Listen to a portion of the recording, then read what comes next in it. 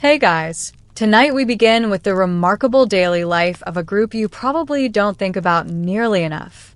Cave women. While the men were off chasing mammoths, arguing over whose spear was bigger, and trying not to fall into ravines, the cave women were doing everything else. Let me know in the comments where you're tuning in from and what time it is for you. It's always fascinating to see who's joining us from around the world. Now, dim the lights. Maybe turn on a fan for that soft background hum. And let's ease into tonight's journey together. You're a cave woman and it's dawn. Or at least you think it is. You don't own a sundial, let alone a watch. The only thing confirming that morning has arrived is the cold draft in your armpit and the unmistakable feeling of a toddler's foot lodged against your cheek. You open your eyes to complete darkness. That's normal. The fire went out again, and no one else got up to fix it. Especially not your mate, who's curled up beside the smoldering ashes, like a particularly lazy bear in a fur blanket. He didn't even tan himself. You stretch, and something cracks. Might be your back, might be the floor. Either way, it hurts. You've slept on a bed made of dried grass, for scraps, and whatever small bones your kids snuck into it last night.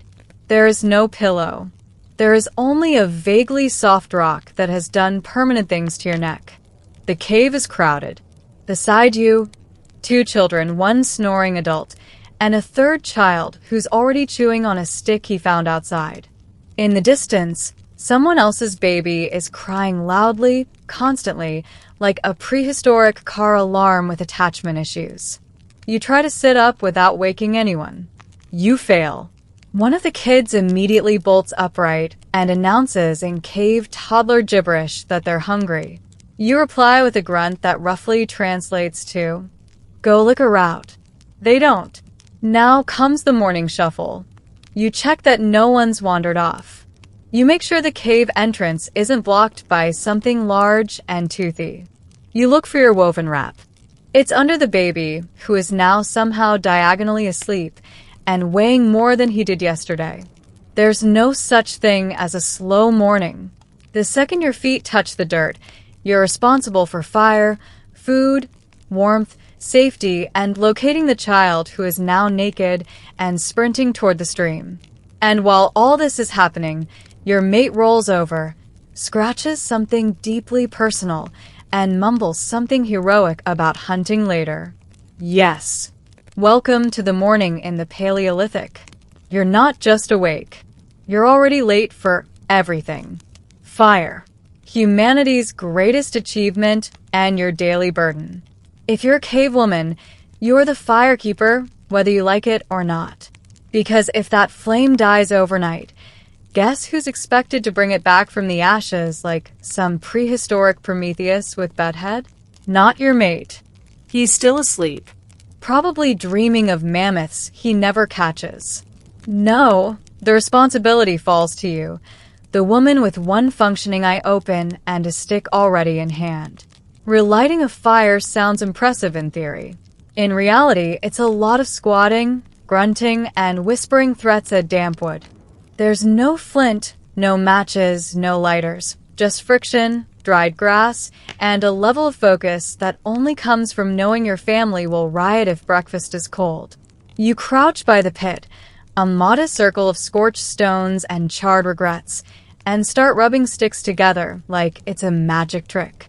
Sparks rare, smoke constantly. Your hands are blistered, your knees ache, and one child keeps asking why it's taking so long, as if you haven't already created fire 263 days in a row. Eventually, you get a wisp of smoke. You lean in. You blow gently. Someone sneezes directly behind you, almost ruining the moment. But you hold steady. Finally, a flame, small, precious, and immediately endangered by a gust of wind. And your mate shifting his weight like a boulder in a fur cape. Once the fire's going, the real work begins. You stack fuel, arrange stones for cooking, and try not to burn yourself on the same log for the 3rd day in a row. Meanwhile, your children gather around like moths, holding sticks and plotting chaos. Fire isn't just for warmth. It's for boiling water, cooking food, keeping animals at bay, and making your damp cave feel slightly less like a dungeon. And you maintain it all day, feeding it like a pet with anger issues. If it rains, you cry. If someone kicks dirt into the fire pit, you consider it violence.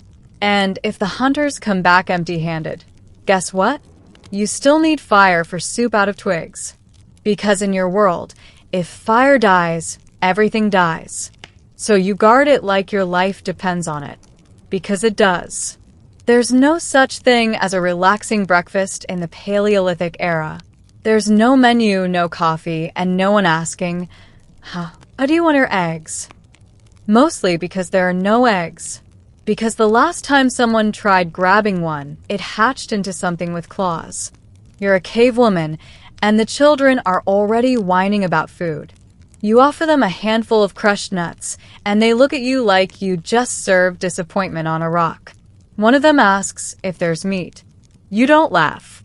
There might be meat if the firewood fairy and the miracle hunt fairy show up together. So you do what you always do, forage. You grab a woven basket made of grass, sling a baby over one hip, and walk out into the wild.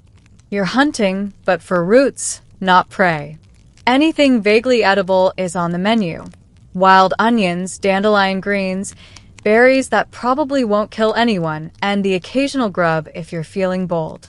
The thing about foraging is that nature does not label its snacks. Some berries are nutritious. Some are just poison in a juicy costume. You've learned this the hard way, as has Cousin Thog, who once hallucinated for 14 hours after eating the spicy red ones. Eventually, you find enough to work with. Bitter tubers, mushrooms you think are fine, and half-rotten fruit that might still be breakfast material if you cut the weird part off. You march back to the cave like a champion of culinary compromise. Preparation is basic. Smash roots with a rock. Throw things in a bowl. Stir with a stick. Your kitchen utensils are also your hunting tools, and your pantry is just a shady spot behind the cave where ants haven't taken over yet. You heat your finds over the fire, add herbs, and hope it smells more edible than it looks. Everyone eats with their fingers. And if someone finds a bug, you say it's protein. And just when you think you're done, someone drops the bark bowl in the dirt and asks for seconds. You sigh.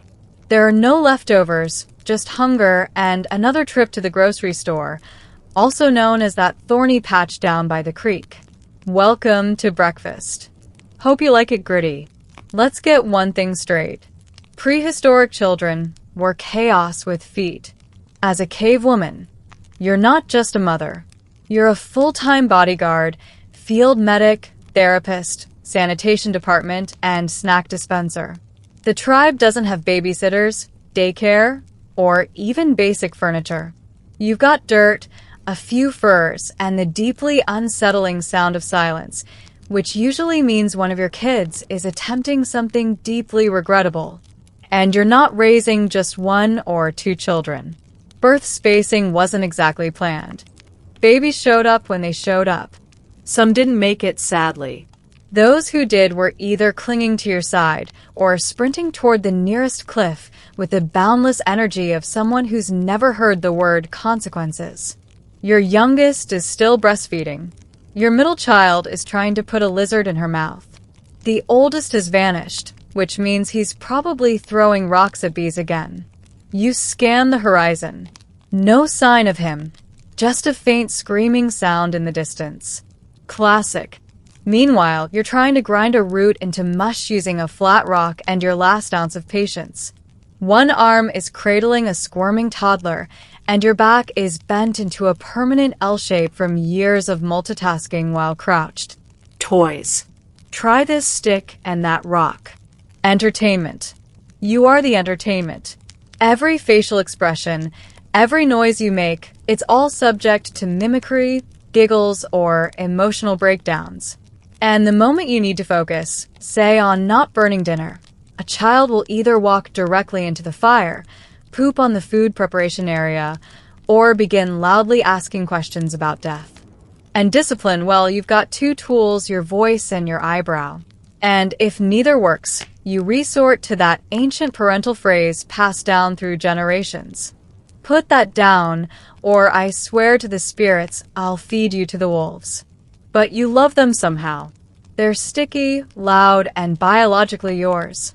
And despite the prehistoric chaos, you know they're watching, learning how to survive in a world that tries to kill you daily. And that's your reward. Tiny humans who survive to ruin breakfast another day. Let's clear up a myth. Caves were not pristine sanctuaries of domestic calm. They were muddy, smoky, vaguely damp holes full of fur, children, and suspicious smells. And as a cave woman, you were expected to somehow make all of that livable. There was no broom. You cleaned the floor by sweeping with a bundle of twigs tied together with animal sinew and desperation. Did it work? Not really. The dirt just politely rearranged itself. The cave was a place where yesterday's ashes became tomorrow's dust. And anything dropped on the floor was either permanently lost or eaten by something you didn't domesticate on purpose. Laundry. Oh yes, cave women did laundry. And by laundry, we mean hauling crusty, blood-stained hides to a freezing stream, smacking them on rocks while hoping you didn't get ambushed by a wild boar midar. There was no soap, just sand, muscle power, and quiet internal screaming. And what about waste? That's a fun one. Prehistoric plumbing was called go somewhere else. Far enough away from camp so you didn't smell it, but close enough that the toddlers didn't get eaten on the walk. If someone didn't follow the system, you had a stern chat with gestures and maybe a stick, dishes, also known as lick the bark bowl, and pass it on. Hygiene was a community affair, and the standard for cleanliness was mostly no visible bugs. Of course, cleaning wasn't just about tidiness. It was about disease prevention. You didn't have germ theory, but you did have instincts and observational wisdom. If your neighbor's hut started smelling weird and everyone inside started falling over, you probably moved your bedding 30 feet in the opposite direction and burned some herbs just in case. The worst part, no one noticed the work unless you didn't do it. Then suddenly it was all, why is the sleeping area full of animal droppings, or the water tastes like squirrel again? No thanks. You'd rather deal with fire duty. Still, you kept scrubbing, sweeping, and swatting flies with the intensity of someone who understood that cleanliness wasn't next to godliness. It was next to not dying from a parasite. Dinner in the Stone Age wasn't a pleasant decision between pasta or stew. It was a frantic exercise in what I can cook before it spoils, escapes, or poisons someone. And when you're a cave woman, the answer to that question is often something vaguely edible if I hit it hard enough. You don't have pots, you don't have pans, you have fire, a flat rock, and the optimistic hope that this time the food won't fall into the coals again. Most of your meals involve roasting, charring, or holding something dangerously close to flame until it stops twitching. Cooking techniques were basic. Place the meat on a stick. Wave near the fire. Pray it doesn't taste like yesterday's regret. You begin by sorting what little you have. Maybe a bit of meat from the last successful hunt, assuming it hasn't been completely claimed by flies, cousins, or dogs that technically aren't yours, but never leave. If there's no meat, you turn to foraged options. Tubers, roots, mushrooms. You're only 70% sure won't kill anyone. Spice, a luxury. Flavor, optional. Texture, always somewhere between crunchy and chewy in all the wrong ways. While preparing the food, you're constantly interrupted. One child insists on helping by poking things with a stick. Another is crying because the mushroom looks like a frog. Your mate sits by the fire, thoughtfully sharpening a spear and offering helpful advice like, "Don't burn it this time." You mash roots with a stone, scrape bark for flavoring, and stuff leaves where leaves probably don't belong. Wrapping meat in large green plants helps it cook evenly, a trick you invented after several meals turned into charcoal sculptures. Occasionally, you'll try boiling something in a pouch made from animal stomach, which makes the whole cave smell like soggy ambition. Presentation is non-existent. Food is served on bark slabs, handed out in pieces, or dropped straight onto outstretched hands. Everyone gathers around the fire like vultures who've been fasting all week. If they eat in silence, you call it a win. If someone gags, you ignore it. If they ask for seconds, you laugh and say, "Go catch something." Because in your world, cooking isn't a craft. It's survival. And if it's warm and chewable, you're a hero. After a long morning of foraging, child wrangling, and narrowly avoiding injury by fire, you think a cave woman might finally get a moment to herself. You'd be wrong. That's when the real survival skill kicks in. Tribal socializing, a complex dance of cooperation, conversation, and unspoken but very real judgment.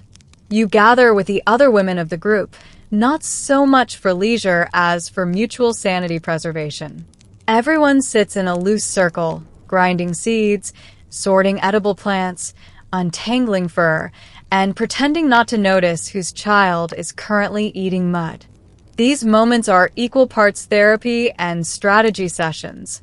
No one writes anything down, but somehow everyone remembers everything. Socializing is necessary. These are the women who help you deliver babies, bury relatives, and drag you away from wolves when you trip over a log. But let's not kid ourselves. There's also a healthy dose of competition. Someone always has a better fire-starting method. Someone's man allegedly brought back a boar all by himself. And someone else's toddler has already learned not to lick beetles, which suddenly makes you feel like you're raising a walking liability. You trade things, shells for berries, herbs for hide scraps, while subtly eyeballing the quality of other people's handiwork. That woven grass basket, too tight, that hide cloak a little patchy, you say nothing, but you remember. Next time, you'll bring your best basket. The conversation flows from weather to births to food shortages to whose mate snores like a dying bear. You nod, you smile, you grunt in agreement. Occasionally, someone tells a funny story about a man who got bitten in the rear by a goat, and everyone laughs because it's always good to remember that, for all their bravado, men are not immune to goat-related consequences. There's a hierarchy here, though no one announces it. The elder women command silent respect. The newest mothers receive a mix of support and side-eye. And you float somewhere in the middle, observant, competent, tired. Because while you may not rule the tribe, you do remember who let their fire go out last week. And in this world, that's social currency. In the Stone Age, medicine was less about science and more about improvisation, optimism, and a surprising amount of tree bark. If you were a cave woman, congratulations. You were the tribe's unofficial medic, pharmacist, and grief counselor, all rolled into one and paid in berries. There was no training, no textbooks. Your medical education came from watching what happened when someone rubbed a strange plant on a wound and either got better or got very quiet forever. The knowledge you carried was handed down orally through trial, error, and a generous helping of Thog used this leaf once and didn't immediately die. You start your day patching up minor injuries. A scraped knee here, a mysterious rash there. Someone's toe is turning a color that toes should not be. You reach for your pouch of medicinal herbs, a fragrant collection of crushed leaves, dried mushrooms, and at least one questionable root that makes people see things if you mix it too strongly. Bleeding, spider bite, sudden loss of the will to gather nuts. You have a push for that. It might smell like despair, but it works sometimes. The tribe respects your remedies, mostly because the alternative is doing nothing and hoping the spirits take the afternoon off. Your tools include a sharpened bone, some string made of animal gut, and a rock you've convinced yourself is lucky. Stitches are done with your fingers and stubbornness. Disinfectant, that's just hot water and an angry look. Anesthesia. You have a handful of fermented berries and a long stick to bite. You also handle childbirth, a harrowing process that involves squatting, yelling, and praying the baby doesn't arrive breached during a thunderstorm. If everything goes well, you're praised as a miracle worker. If it doesn't, well, someone always blames the moon. And through it all, you carry yourself with the calm confidence of a woman who's seen worse and probably still has the scar. You're not just surviving, you're healing people with zero equipment and a 50% success rate. In the modern world, you'd be underqualified. But here, in your smoky, muddy, flea-bitten corner of history, you're a legend. Just don't run out of bark. Let's talk about fashion. Or more accurately, a desperate attempt not to freeze to death in style. As a cave woman, your wardrobe isn't so much curated as it is cobbled together from whatever recently died nearby. There's no closet, no mirror, and no one asking you if your furs are ethically sourced. Your typical outfit is made from animal hide that you, or someone very exhausted, skinned, scraped, and dried in the sun while fighting off flies the size of walnuts. Once soft enough not to slice open your armpits, it's sewn together with bone needles and sinew. No zippers, no buttons, just rawhide ties and the occasional safety knot that somehow ends up in the middle of your back where you can't reach it. The result, you're covered mostly and warmish. The fur itches, the leather cacks, and there's always a mystery stain that no one wants to identify, but it keeps the wind out and the judgmental glares of elder women to a minimum. That's good enough. Footwear is optional because making shoes is a pain if you have them. They're made from scraps of hide tied to your feet with cord that will snap the moment you step on something inconvenient like mud or a hedgehog. Socks, no such thing. You just get cold toes and a deeper sense of humility. Accessories do exist. Necklaces made of bones, shells, or shiny rocks. Not for style, mind you. These things have meaning. That piece of amber. Found it during a vision quest. That bear tooth was taken from a very dead bear that someone else killed, but you did most of the screaming. You wear it with pride and mild exaggeration.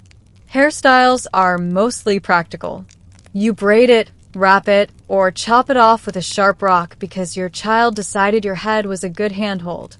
Sometimes you add a feather just to feel fancy. Occasionally, you spot someone with charcoal around their eyes or red ochre on their cheeks and think, wow, she tried today. So, yes, fashion exists in the cavewoman world. It's functional, funky, and 100% biodegradable. And you're rocking the murdered and animal in the dark look. Love in the Paleolithic era. It's not candlelit dinners or long walks on the beach. It's more like grunting at each other across the fire and hoping no one else claims them first. As a cave woman, your romantic prospects are limited. The gene pool is shallow, and most of the men are either your cousin or a cousin-adjacent mystery. Courtship starts subtly. He brings you a particularly fat worm. You pretend to be impressed. He tosses pebbles near you during a gathering. You ignore him, but don't move away. The message is clear. I see you. I have stones. Let's talk. Eventually he approaches. Not with words. No one wastes good language on romance, but with a gift. Maybe it's a piece of meat. Maybe a shiny rock. If he's trying, it's both. You accept it with a nod. You're now unofficially a couple. The entire process takes about 3 minutes, and no one looks anyone in the eye the whole time. Love is practical. He hunts. You gather. He brags about his last boar kill. You point out you've kept 3 children alive on boiled roots and stress alone. Mutual respect is earned in grunts, firewood, and how well you both pretend not to notice each other's flatulence by the hearth. Affection is shown in low-effort gestures. Sharing the dry side of the fur blanket, not stepping on your weaving mat, occasionally helping with water hauling without being asked. You once caught him scaring a predator away from your sleeping spot and felt something that might have been butterflies. Or maybe it was just an undercooked tuber. Jealousy exists, of course. There's always someone trying to flex by carrying a larger stick or doing one-armed lifts with a deer carcass. But if someone flirts too hard, you settle it with side eyes and extremely public sarcasm. If that fails, a discreetly thrown rock often does the trick. There's no poetry, no flowers, and no written love notes. Mostly because writing hadn't been invented yet. But there's loyalty, shared warmth, and an unspoken bond forged through mud, mammoths, and mutual exhaustion. It's not glamorous, but it's real. And occasionally, he even lets you have the last bite of something cooked. Now that's romance. You wake up hoping today will be peaceful. Maybe just some light foraging, a few sibling squabbles, and no surprise injuries. But no, today the wolves are back, or the bears. Or, if you're really lucky, the neighbor clan from across the ridge. The ones who always accidentally set fire to your berry patch and claimed they thought it was theirs. As a cave woman, you're not just a homemaker. You're also a part-time security detail. You don't get a spear. Of course, that's reserved for the men who only remember to use it after something bites someone. No, your weapons are more subtle. A pointed stick, a hefty rock, and the dead-eyed stare of someone who's been interrupted while boiling roots. Wild animals don't care if you're busy. Leopards don't reschedule. Hyenas don't knock. They just show up, teeth bared. Usually, when your hands are full of something squishy, you hear the snarling, grab the nearest child, and start shouting. Not because shouting helps, but because yelling is the only tool evolution has left you at this point. Sometimes you scare them off. Sometimes they grab a piece of your food stash and vanish into the brush like furry little bandits. And sometimes you just chuck a rock and hope it hits something important. That's called strategy. Then there are the neighbors. They don't attack with claws. They attack with glares, passive aggression, and accidental hunting incursions. Maybe they're eyeing your cave. Maybe they want your water source. Maybe someone in your group mated with someone in theirs, and now everything's weird. Whatever the reason, tensions simmer like slightly spoiled mammoth stew. When things get serious, you all gather. Not for diplomacy, but for group yelling.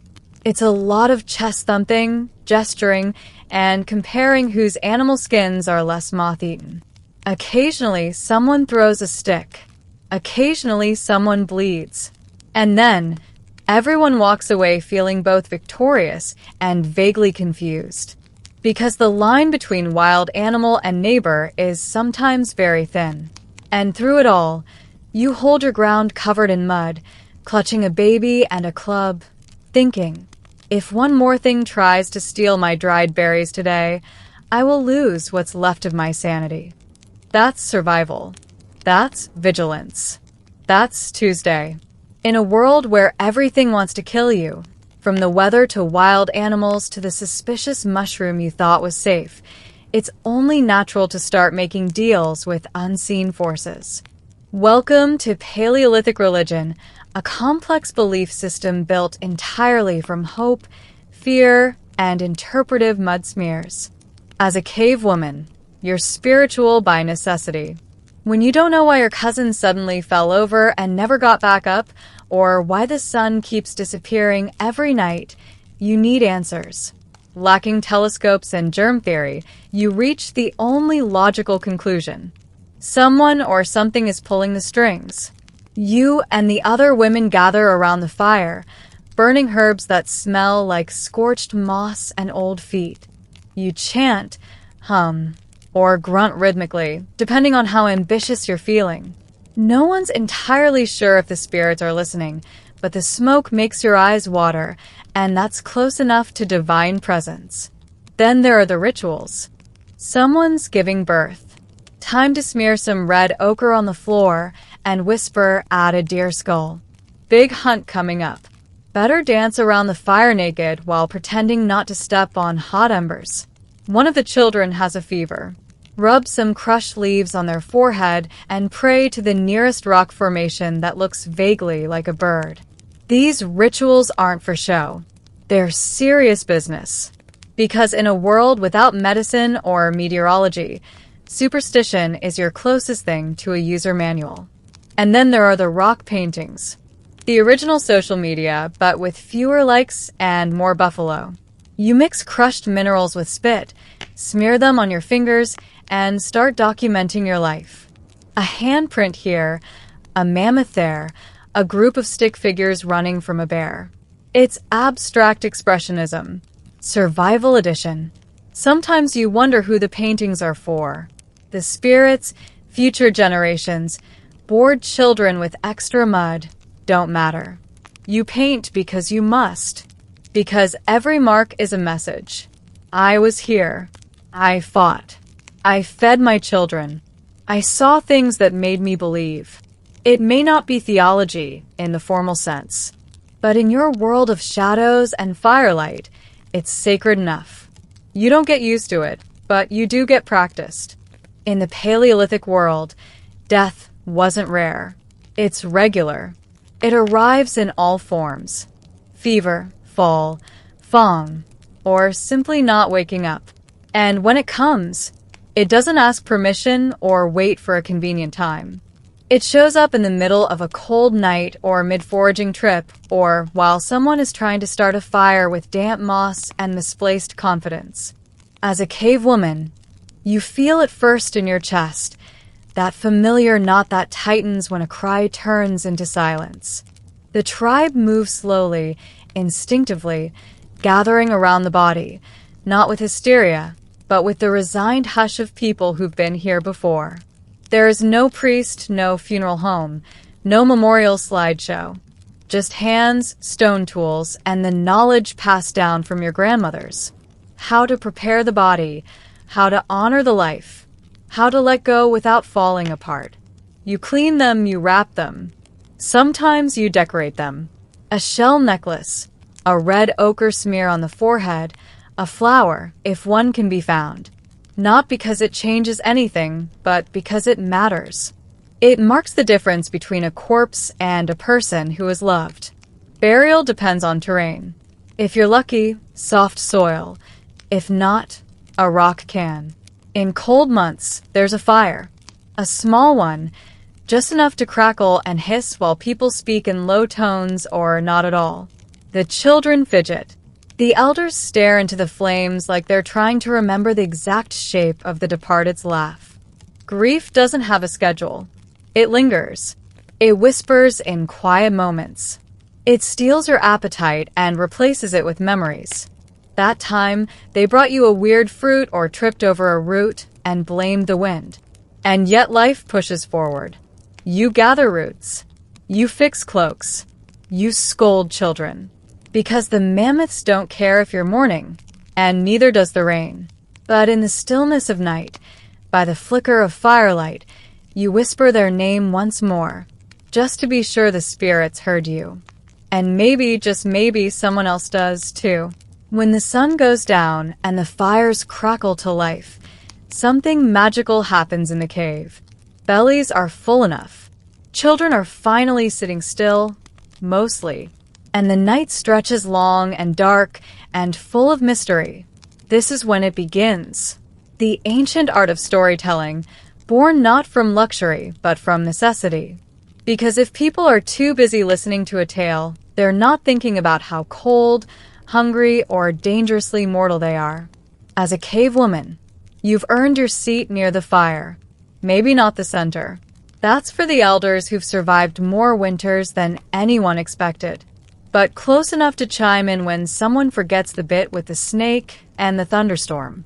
Your voice joins the hum of generations, stitching together half-truths, actual events, and just enough exaggeration to keep the kids awake. You speak of hunts that nearly went wrong but didn't. Of the woman who outran a bear barefoot and was 9 months pregnant. Of the great river spirit who turns into a bird to warn the village of floods. Stories are education wrapped in entertainment, survival lessons in disguise. Want children to stop wandering off? Tell them about the cave ghost who steals loud toddlers. Want men to stop wasting arrows? Remind them of the idiot who missed a mammoth and got peed on by an elk. The younger ones listen wide-eyed, their faces flickering in the firelight. This is their school, their history class, their bedtime routine. No books, no paper, just memory and rhythm and your ability to act out a charging boar with one working knee. Sometimes stories become myths. A roaring fire, a strange dream, a shadow on the cave wall. Suddenly, someone's a god or a hero, or the reason the stars move. And before long, those tales are passed down as truth, carved into bone, painted in ochre, whispered from mother to child. Because you don't just survive, you remember. You turn hardship into legend and names into echoes that outlast teeth, time, and the cold stone walls of your home. Legacy, in the end, isn't made of tools or furs. It's made of stories told in the dark. Ask the average person to picture a cave woman, and they'll probably summon some cartoonish image. Unibrowed, club-wielding, wearing a leopard bikini and screaming in grunts. A side character in history. Decorative, primitive, not especially bright. Maybe dragging a child around while her mate invents the wheel and claims credit for fire.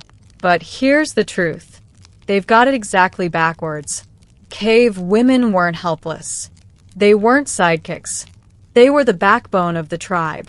The medics, the foragers, the shelter builders, the child rearers, and the memory keepers. They fought toothaches with bark, hunger with creativity, and winter with nothing but a hide, some hope, and a flint that barely sparked. They didn't write textbooks. They were the textbooks. Everything their children knew came through their hands. Their stories, their warnings whispered beside fires. They weren't just surviving. They were organizing chaos quietly, constantly. While some guy tried and failed to spear a rabbit for 3 hours, cave women were making dinner out of roots and mushrooms and possibly that bird he stepped over 3 times. And beauty, don't even start. Forget airbrushing.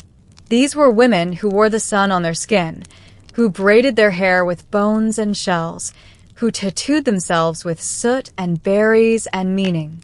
Their jewelry wasn't from a store.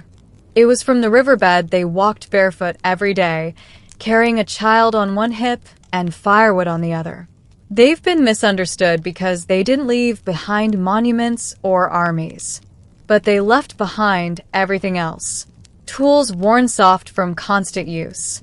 Fingerprints in cave paint. Burial sites where loved ones were laid to rest with care and ceremony. Their legacy isn't flashy. It's foundational. And here's the kicker. They did it all while bleeding once a month, dodging predators, avoiding spoiled meat, and occasionally giving birth next to a smoldering pile of mammoth dung. There was no applause, no reward, just another day, another fire, another rock to scrub. So the next time someone talks about primitive people, remember who tanned the hide, carried the fire, and told the first bedtime story while sharpening a stick. It wasn't some bearded hero. It was her. Long before the roar of cannons or the flash of muskets, in a world where the hunt was both necessity and spectacle, a curious relationship emerged between a human and a bird with murderous grace. Falconry, the art of training birds of prey to hunt wild game, was more than just a sport in the Middle Ages.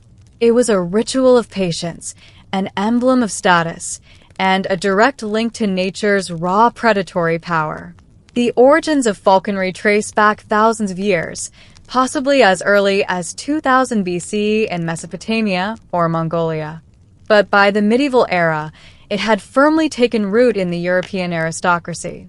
Imported through contact with the Islamic world, especially during the Crusades, falconry arrived with an air of exotic refinement. European nobles saw it as more than a pastime. It became a mark of distinction. If you had a hawk on your wrist, you weren't just wealthy. You were cultured.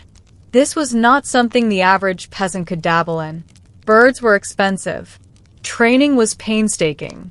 And the very concept of owning a falcon meant you had the leisure time to commit to its care. Laws even reflected this divide. In some kingdoms, a sufferer caught with a falcon could face brutal punishment.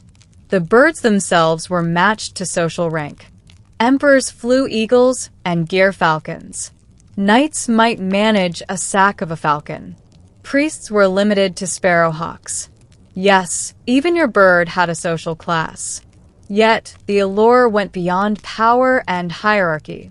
There was a strange intimacy to falconry. Training a falcon required daily interaction, deep trust, and subtle communication. These were not pets. They were apex predators who, at any moment, could choose freedom. The falconer lived in constant negotiation, walking the line between dominance and partnership. By the 12th century, manuals on falconry were being written in Latin, French, and Arabic. Treatises discussed diet, temperament, and the philosophical art of the hunt. It wasn't just about killing a rabbit. It was about aesthetics, precision, and the thrill of watching nature weaponized and leashed. Barely. Falconry was, in short, the ultimate medieval flex. It told the world that you didn't just command people. You commanded the skies. Not all birds of prey were created equal, and medieval falconers knew it. Each species came with its own temperament, skill set, and social baggage. Choosing the right bird wasn't just a matter of taste. It was a declaration of rank, wealth, and personality. At the top of the aristocracy sat the gyr falcon. Massive, regal, and notoriously difficult to acquire. Native to the Arctic and rare even there, these birds were gifts fit for emperors. In fact, during the 12th century, the King of Norway sent gyr falcons to the Holy Roman Emperor as diplomatic offerings. Owning one of these creatures was like having a medieval Ferrari. If the Ferrari could fly, murder rabbits, and occasionally bite your finger off. Next came the peregrine falcon. Swift and elegant, and favored by knights. A paraglider in full stoop could reach speeds of over 200 miles per hour. These were the sports cars of the sky built for high-speed aerial assaults. Their reliability and effectiveness made them popular across classes, at least among those who could afford them. Saka falcons were also highly praised, especially in Eastern Europe and among crusaders who had seen their use in the Islamic world. Sakas were larger than peregrines, but required more finesse to train, rewarding skilled falconers with dramatic mid-air hunts. Then there were hawks, particularly the goshawk and the sparrowhawk. Goshawks were favored by landowners and barons. They flew through forests like missiles, snatching hairs and feathers with terrifying force. Sparrowhawks, on the other hand, were smaller, temperamental, and often relegated to clerics or women. Not because they were less noble, but because of a long-standing belief that certain birds suited certain genders. As you can guess, this was based more on medieval vibes than science. Training any of these birds was not for the impatient. Falcons weren't born obedient. They had to be maimed, a term referring to the slow, methodical process of getting a bird used to humans. You'd start by keeping the bird in darkness, gently feeding and handling it until it accepted your presence. Then came Jess's leg straps, hoods, perches, and endless repetition. But once that bond formed, once the bird flew from your glove, struck a rabbit mid-leap, and returned with blood on its beak, it was no longer just an animal. It was a living weapon, and it answered to you. Behind every successful bird was a sleep-deprived, often scratched-up human, the falconer. These men, and occasionally women, lived lives of intense discipline, patience, and often a little blood loss. Training a bird of prey wasn't just a skill. It was a lifestyle. Falconry required early mornings, constant vigilance, and an almost monastic devotion to the bird.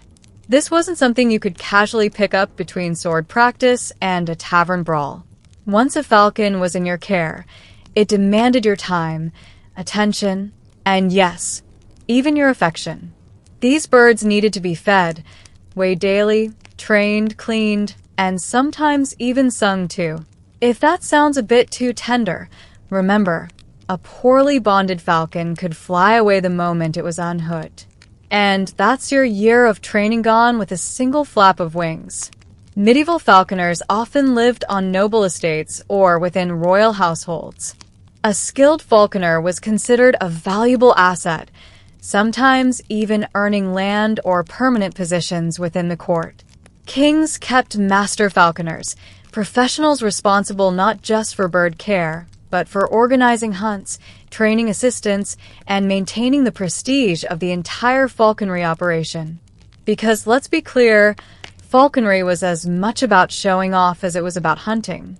The falconer's toolkit was its little armory of medieval oddities. Leather gloves were essential, lest the bird's talons turn your wrist into ground beef. The hood used to keep the bird calm when not flying had to be customized for each bird's head. Jesse's thin leather straps tied to the bird's legs helped control it during handling. Then there was the lure, a piece of meat or feathered bait swung through the air to simulate prey used to recall the bird mid-flight. Yes, falconry had its props, and they had to be maintained with obsessive precision. And let's not forget the weighing. Daily weight checks were crucial. A bird that was too heavy wouldn't be motivated to hunt. Too light, and it might be too weak to fly. Falconers had to keep their birds in a delicate zone of hunger, just enough to keep them deadly, but not desperate. In a world obsessed with hierarchy and control, falconry gave medieval nobles a unique thrill. Commanding the wild, one dive-bombing feathered missile at a time. In the Middle Ages, everything had a social rank, even birds. Falconry was not merely about hunting. It was about displaying your place in the great cosmic pyramid of medieval life. Who you were determined what kind of bird you could fly, and heaven help you if you tried to punch above your station. Medieval society had an unspoken and sometimes very much spoken hierarchy of falconry. This wasn't just cultural, it was enshrined in sumptuary laws in places like England. These rules dictated which birds were appropriate for which social classes, ensuring that everyone stayed in their lane, even while out in the field chasing fowl. The emperor might fly a golden falcon, the most prized and majestic of all the hunting birds, white as snow, massive and fearsome. Kings were allotted the peregrine falcon or the gentle but noble merlin.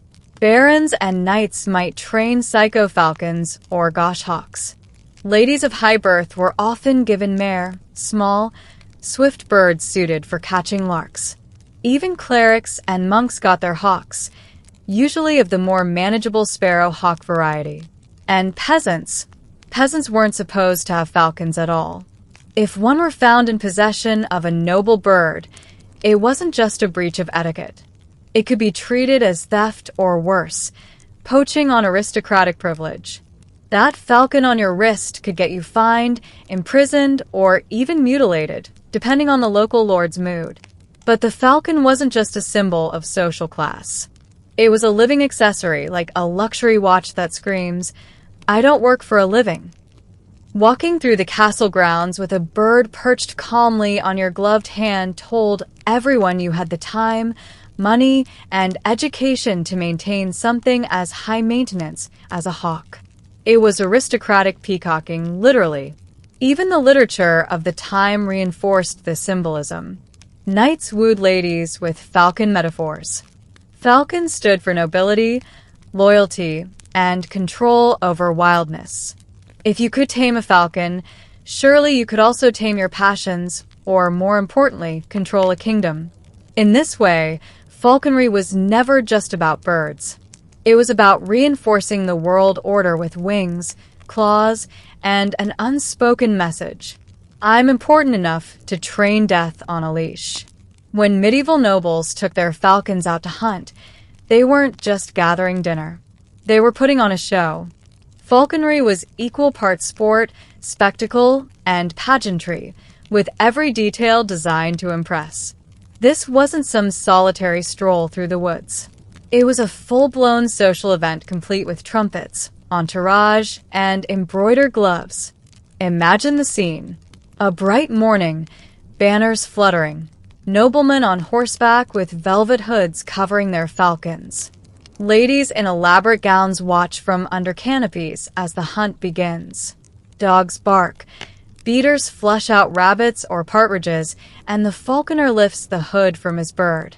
In a blur of feathers and fury, the falcon takes flight, soaring high before plunging like a living arrow toward its prey. Everyone holds their breath. The impact is swift and brutal. A rabbit writhes under talons. A bird tumbles midair. The falcon returns, sometimes to the lure, sometimes to the falconer's glove, often to a small feast of warm meat. Applause may follow. Compliments are exchanged. Wine is poured. But make no mistake, this wasn't just entertainment. The hunt was a political statement. Hosting a falconry expedition showed off your wealth, your land, and your connections. Guests might include other nobles, foreign dignitaries, or the odd bishop with a taste for spectacle. To impress them, the birds had to be well-trained, the hunt well-orchestrated, and the kills clean. A clumsy falcon reflected poorly on its owner. Heaven forbid your bird missed. And, of course, everything had to be documented. Tapestries were woven showing falcons mid-strike. Poems were written praising the falcon's dive and the nobleman's mastery. Even medieval besties sometimes mythologized falcons as symbols of divine justice, striking from above, pure and swift. There was also a strategy. Hunts weren't random. Falconers knew the terrain, the wind, and the timing.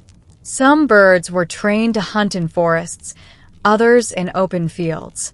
There were coordinated attacks, hawks flushing birds into the sky for falcons to chase down. It was precision warfare, only feathery. At the end of the day, it didn't matter how much meat was brought back.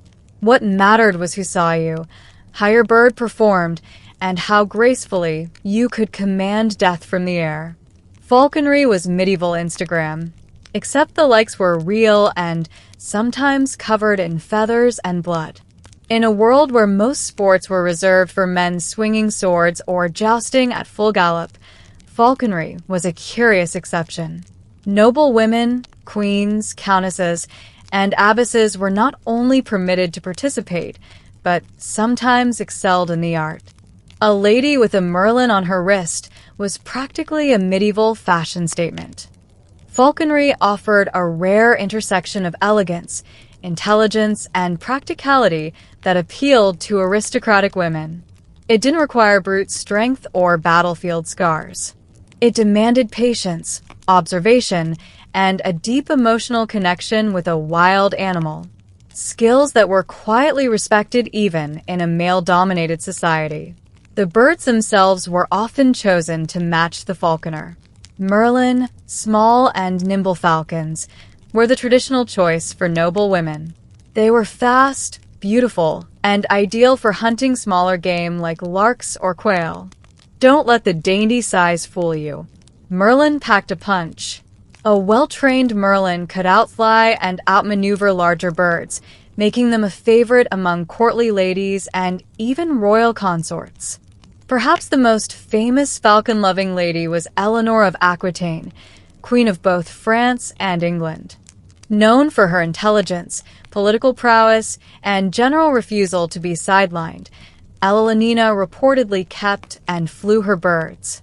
Her granddaughter, Blanche of Castile, was also said to be an avid falconer. These weren't idle hobbies. These were power moves. Even literature and art reflected this association. Courtly romances often portrayed falconry as a shared pastime between lovers, with the bird symbolizing loyalty, devotion, or, more cheekily, tamed wildness. A lady gifting a man a falcon was practically medieval, for I like you, but I'm also in control. In many cases, Falconry gave women a chance to engage in public life, riding out on hunts, conversing with men of rank, and displaying their expertise. A woman who could handle a falcon was not to be underestimated. She had skill, composure, and an animal trained to kill on command. You didn't mess with that. Of course, not all women had access. This was still a privilege of class. Peasant women might scare birds off the crops, but they weren't strapping hoods onto Merlin.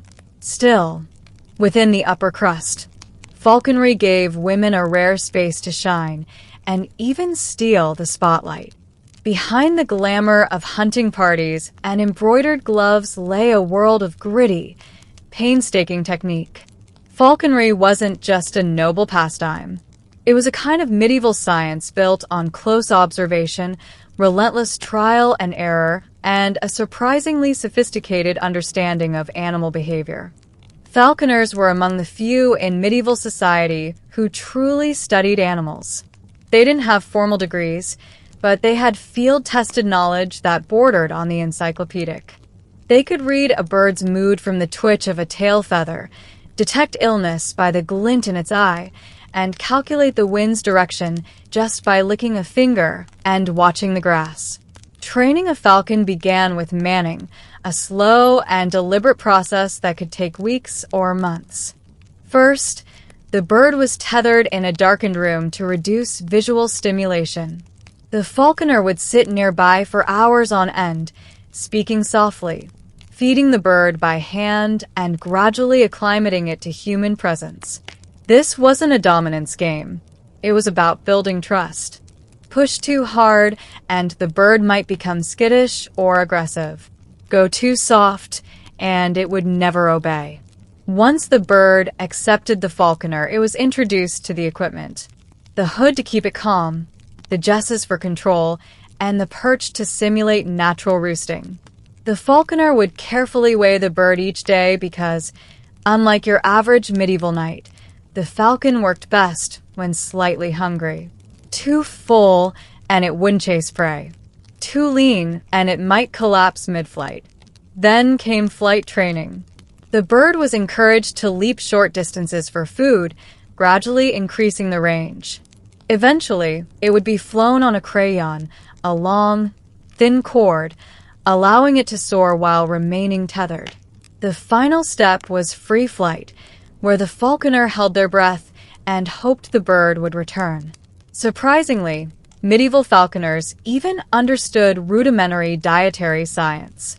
They knew which meats kept the bird light but strong, usually fresh-killed dove or rabbit, and they recognized that spoiled meat could sicken or kill a raptor within hours. Some even kept detailed feeding logs on parchment. Of course, in a world that often fumbled with basic hygiene, falconers were quietly practicing an empirical data-driven craft. One heartbeat, one feather, and one dive at a time. Spend 5 minutes around a medieval falconer, and you'd think you'd wandered into a secret guild of sky-worshipping codaires. Falconry didn't just have tools and techniques. It had its language, and it was gloriously complicated. This wasn't some casual jargon. Falconry terms were as structured and precise as a monk's Latin. If you misused a word, you outed yourself as a clueless amateur and possibly risked embarrassing your noble host in front of a court. And that in medieval society was one step below committing treason. Let's start with the basics. A young falcon was an ayas. A trained one was wed. If a bird was molting, it was said to be enseamed. When it defecated, which it did often and explosively, it was called muting. A hungry, ready-to-hunt falcon was sharp-set. And if it refused to return from flight, that's a yerrick bird gone at hack. Translation: you probably weren't getting it back. Then there was the equipment. The jess was the leather strap on the bird's legs. The bewit secured bells, yes, spells to its ankles so you could track it through the sky. The craints was the long training line. The lure was swung through the air to recall the bird, and a well-made one was practically a work of art. Feathers, leather, meat, and sometimes ribbon, all stitched into a deadly little puppet.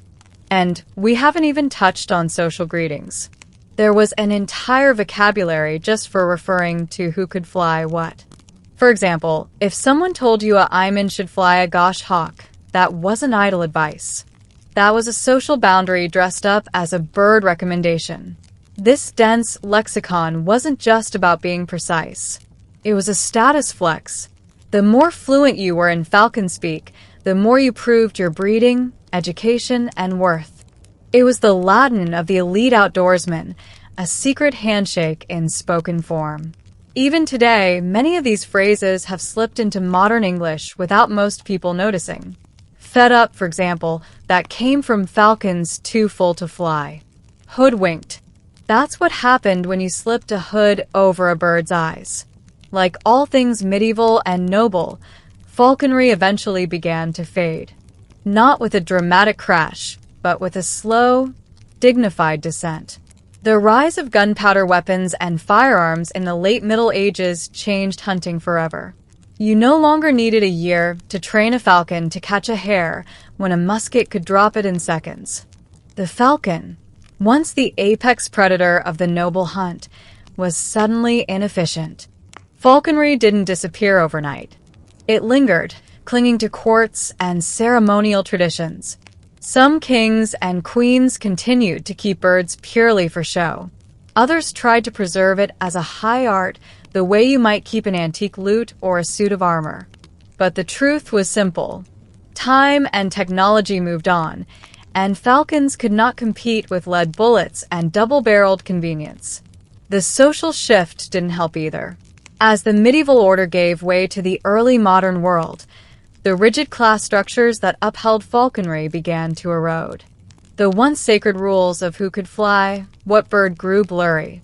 With urbanization and industrialization creeping across Europe, there just weren't as many deer-filled forests and hawk-friendly moors to strut through. Yet, falconry refused to die. Instead, it transformed in the East, particularly in the Middle East and parts of Central Asia. It remained deeply rooted in tradition, surviving as a cultural and even spiritual practice. In the West, falconry was reborn in the 19th and 20th centuries as a sport of conservationists and enthusiasts. What was once a medieval show of dominance became a gesture of respect for nature and heritage. Today, falconry is practiced around the world, and in 2010, UNESCO even recognized it as an intangible cultural heritage of humanity. It may no longer determine your social rank or impress a duchess, but it still demands the same patience, knowledge, and reverence that medieval falconers mastered centuries ago. The falcon on the glove no longer signals political power, but it still stares down the wind with primal elegance. And the bond between falconer and bird, forged through hours of silent trust, still echoes a truth the Middle Ages knew well. That nature, when respected, can be both companion and conqueror. In the year 1137, under the crescent moons of the Abbasid Caliphate, a boy named Isef ibn Ob was born in the fortress town of Trit, nestled along the Tigris River. His birth went unnoticed by history's great chroniclers. There were no prophecies, no omens in the stars, just another child born into a Kurdish military family under the roof of a father who served as a local governor. And yet this boy would grow to become Saladin, the most revered Muslim general of the Middle Ages, a man whose name would strike both awe and admiration, not just in the Islamic world, but in the courts of his Christian enemies. From the beginning, Saladin's world was one of instability and ambition. The Islamic world was divided. The Abbasid Caliphate in Baghdad had long since lost its grip on real power. The Fatimids in Egypt clung to their waning Shia rule, and the Levant was a checkerboard of emirates and city-states barely holding their own. All the while, Christian crusader kingdoms propped up by European knights and papal funding grew bolder by the day, slicing into Muslim lands with alarming confidence. Saladin's early years were shaped not by scholarly training or divine visions, but by military pragmatism. His uncle Shiru, a seasoned general in the service of the Zengid ruler, Nur-Adin, took young Saladin under his wing. It wasn't love or favoritism. It was a necessity. The region was on fire, and everyone with a sword was needed. And so, Isef learned not just the sword but politics, religion, and warfare. He was quiet, observant, and almost scholarly.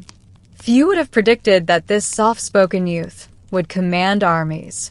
But Saladin had something rarer than charisma: strategic patience. He watched, waited, absorbed, and when the time came, he moved with precision. It was an era that forged giants, and though Saladin did not yet carry the title Sultan, nor had he raised a banner of his own, the pieces were falling into place. His journey from forgotten noble-born to commander of the faithful had already begun. He had been born in the shadows of collapsing empires, but he would rise to unify them under one crescent, one sword, and one enduring legacy. By the mid-12th century, Egypt was a fractured land ruled by the fading Fatimid Caliphate, a Shia dynasty barely holding off chaos. Power vacuums make for easy conquest, and both Christian crusaders and Muslim warlords had their eyes on Cairo. Into this storm rode Shiru, Saladin's uncle, on the orders of Nur-Adin, the Sunni ruler of Aleppo and Damascus. Saladin came as Shiru's assistant, a loyal nephew, not yet a leader. But Egypt would prove to be his crucible. The Fatimid court was a snake pit of intrigue, bribery, and betrayal. Vizier schemed, crusader envoys lurked, and the caliph himself was more figurehead than ruler. Shu played the game ruthlessly, battling both external armies and internal plots. Saladin, ever the quiet observer, watched his uncle cut through Cairo's political webs with a sword in one hand and gold in the other. In 1169, Shera died suddenly. Some say from overindulgence, others from poison. And just like that, the most powerful army in Egypt had no commander. The Fatimid Caliph, perhaps out of desperation or political convenience, named Saladin the new vizier. It should have been a death sentence. Saladin was young, foreign, and Sunni in a Shia court where enemies outnumbered allies. But this was where the world got its first glimpse of Saladin, the statesman.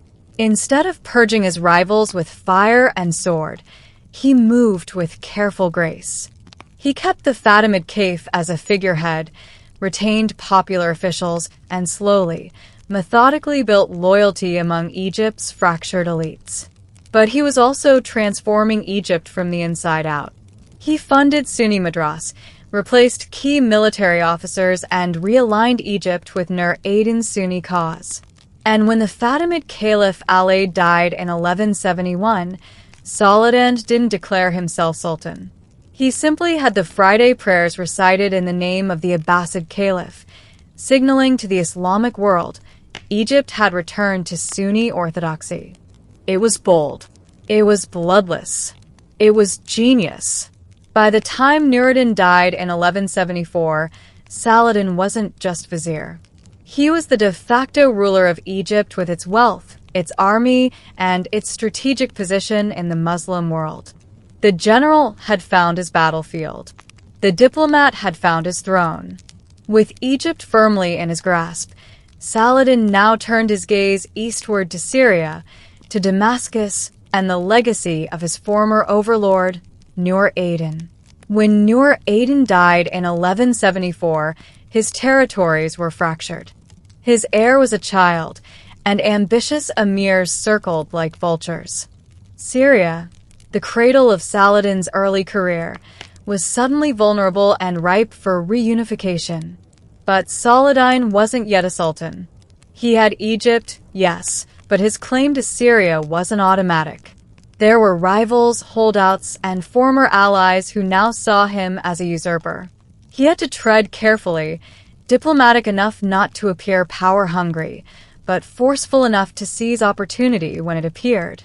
In typical Saladin fashion, he moved with calculated restraint. First, he marched into Damascus, not with a conquering army, but as a protector of Nur Adin's son. The people welcomed him. He paid debts, lowered taxes, and emphasized continuity over conquest. His takeover felt more like a homecoming than an invasion. Other cities were not so agreeable. Aleppo resisted, and so did various splinter rulers loyal to the idea of a divided Syria. Saladin fought battles, negotiated truces, and offered mercy where most men would have delivered vengeance. It wasn't just about blood. It was about legitimacy. He needed the people to want him to rule. Between 1174 and 1183, Saladin played a brilliant game of military chess. He secured Homs, Homer, and even confronted the powerful assassins. Yes, the real ones, the Hashan, who tried to murder him twice. He survived both attempts and eventually made peace with their enigmatic leader at Alamat. Even his enemies recognized that Saladin had become too formidable to destroy and too righteous to dismiss. By the time he claimed Aleppo in 1183, Saladin was no longer just a military leader. He was the unifier of Muslim lands from the Nile to the Euphrates. His authority was not inherited but earned through diplomacy, endurance, and above all, a patient commitment to restoring Islamic unity against the looming threat of the Crusader states. He now had the lands, the men, and the religious mandate. The jihad against the Latin Kingdom of Jerusalem was no longer a theory. It was a plan, and the man leading it wore no crown. But the entire Muslim world knew his name. By the early 1180s, Saladin was no longer just a regional power. He was becoming a symbol. To Muslims across the fractured Middle East, he was a unifier. To his enemies in the Crusader states, he was becoming something more dangerous than a brute with an army. He was a strategist with a mission. His authority now stretched across Egypt, Syria, and northern Mesopotamia. He held the political capital, the religious legitimacy, and the military might to launch a war that many believed had been coming since the fall of Jerusalem in 1099. But Saladin didn't strike immediately. He wasn't reckless. He waited, building alliances, securing supply lines, and ensuring that when the time came, his campaign would be more than just a series of raids. It would be a holy war with clear objectives, not chaos disguised as jihad. His restraint, however, was not shared by everyone.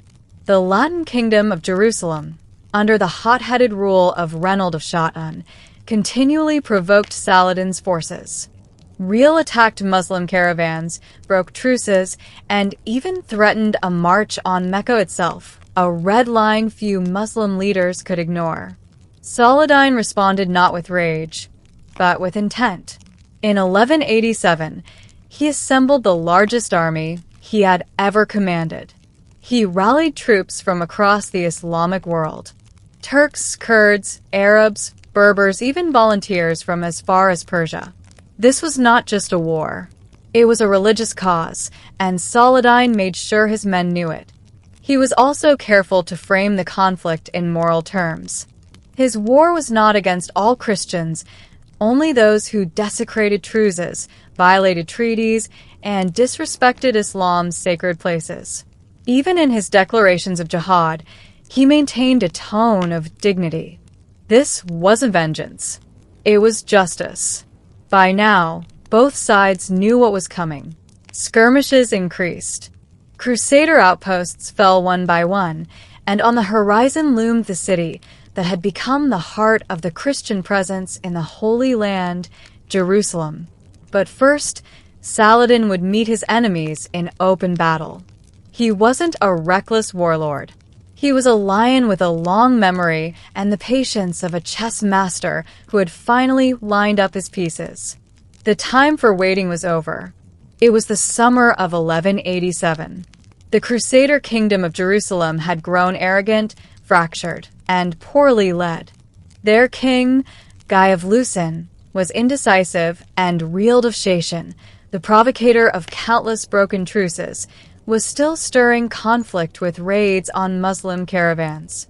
When Rield attacked a rich trading convoy bound for Damascus, violating a fragile truce, Saladin had had enough. He sent a message to Rield. "I swear by the name of God, I will kill you with my own hands." And he meant it. What followed was not a raid. It was a full-scale campaign. Saladin mobilized an army of more than 30,000 men and, in July 1187, lured the Crusader forces away from the safety of their fortresses. The bait was the city of Tiberias, strategically located near the Sea of Galilee and home to Count Raymond's wife. The Crusaders marched to relieve it despite lacking water and under the punishing Levantine sun. It was exactly what Saladin wanted. He had chosen the battlefield carefully. The Horns of Hattin, 2 rocky hills with dry grasslands and no access to fresh water. His forces surrounded the Crusaders, cut off their supply lines, and set fire to the fields. Trapped in the heat, choking on smoke and dehydrated beyond endurance, the Christian army began to fall apart. Saladin's men struck hard and without mercy. Archers rained down arrows. Cavalry charges broke the Crusader lines. By the end of the day, the once proud army of Jerusalem was annihilated. Thousands were taken prisoner, including King Guy himself, and Rield Saladin honored his vow. He executed him, but spared the king out of courtesy, not weakness. He treated many captured knights with dignity, even freeing some for ransom. It was brutality balanced with statesmanship, the Saladin signature. The true cross, the sacred relic of the Crusader armies, was captured and paraded through Damascus like a trophy of divine justice. The Muslim world rejoiced. The Christians of Europe reeled in shock. It was a defeat not just of arms, but of morale and myth. The Battle of Hattin didn't just break the Crusader army. It opened the gates of Jerusalem. After the crushing victory at Hattin, Saladin moved swiftly. Castle after castle fell to his advancing forces. Acre, Nablus, Jaffa, Beirut, and Ashkelon all surrendered or were taken by storm. The once mighty Crusader kingdom of Jerusalem was crumbling. Only one great city remained, Jerusalem. For Muslims, Jerusalem was not just another strategic prize. It was the third holiest city in Islam. Lost nearly a century earlier during the First Crusade, its fall in 1099 had been marked by massacres so brutal that blood was said to run knee-deep in the streets. Saladin's objective was clear. He would retake the city, but he would not repeat the horrors of its past conquest. In September 1187, Saladin's forces surrounded Jerusalem. Inside, the defenders were led by Balian of Ibelin, one of the last competent Frankish lords. Knowing he stood no chance militarily, Balian negotiated. He begged Saladin to show mercy to the city's inhabitants, and Saladin agreed, but with conditions. Instead of a bloodbath, he offered safe passage in exchange for ransom. The Christians would pay to leave, and those who could not would be freed through donations by Saladin and his commanders. Many were ransomed. Others were released outright. There was no pillaging, no desecration of churches. Even the Church of the Holy Sepulchre was respected and protected. On October 2nd, 1187, Jerusalem was returned to Muslim rule exactly 88 years after the Crusaders had seized it. Saladin entered the city not as a butcher, but as a liberator. He went first to Al-Aqsa Mosque, purified it, and ordered the restoration of Islamic holy sites.